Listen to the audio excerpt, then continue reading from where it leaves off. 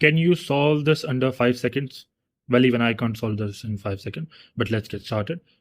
So the question is 7 minus 7, bracket 7 minus 1. So most of you guys solve this like this. 7 minus 7, that comes out to be 0, and the bracket, it comes out to be 6. So most of you guys got the 0 answer, but this is wrong, because according to the order of operations, PEMDAS rule, we solve from left to right. And so in this question, this is how you will solve it. The right method would be 7 minus 7 and 7 minus 1. So first we will solve the bracket, and the value that will come is 7 minus 7 into 6. Then we will solve the multiplication part because of the PEMDAS rule. P stands for parenthesis, E for exponent, M for multiplication, D for division, A for addition, S for subtraction.